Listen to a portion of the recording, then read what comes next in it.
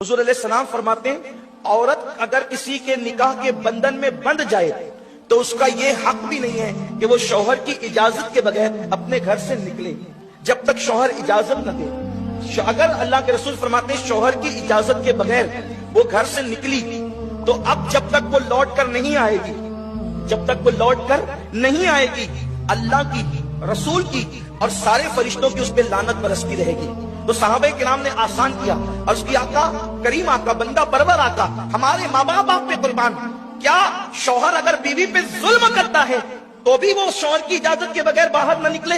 अल्लाह के रसूल फरमाते अगरचे शौहर जुल्म करे तो भी वो इजाजत के बगैर बाहर नहीं जा सकता। अल्लाह के रसूल अलैहिस्सलाम ने पाबंद किया। इसका मतलब यह है कि अगर लड़ झगड़ कर कोई औरत अपने शौहर के घर से बाहर निकलती है तो जब तक वो लौट कर नहीं आएगी, अब 10 दिन हो गए, 15 दिन हो गए, 50 दिन हो गए, साल भर हो गए, जब तक वो लौट कर नहीं आएगी उस पर मुसलसल लानत बरसती रहेगी। वो खा रही है तो लानत बरस रही है, वो पी रही है तो लानत बरस रही है, वो बिस्तर पर लेटी है तो लानत बरस रही है। उसकी वजह यह है कि हमारे यहाँ लड़कर जाने का तसव्वुर नहीं है। हमारे यहाँ तसव्वुर यह है कि अगर लड़ाई हो जाए, झगड़ा हो जाए तो उसी घर में रहो, अपने माँ बाप को बुलाओ, रिश्तेदार को बुलाओ, पंचों को बुलाओ और दोनों अपना अपना मुकद्दमा उन बड़ों के पास रखिए। कुरान शरीफ की आयतें हैं, कुरान मुकद्दस की आयतें कि उन तक रखो।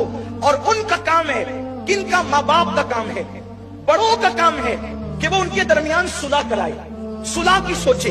ये नहीं कि बाप और माँ अपनी बेटी को मजीद कम भरे कि कोई बात नहीं तुझे यहाँ रहने की, हम तुझे पाल सकते हैं। पलती तो छुट्टियां भी है, पलते तो कुत्ते भी हैं, पलते तो इंसान के दरवाजे पे खड़े रहने वाली बकरियां भी है।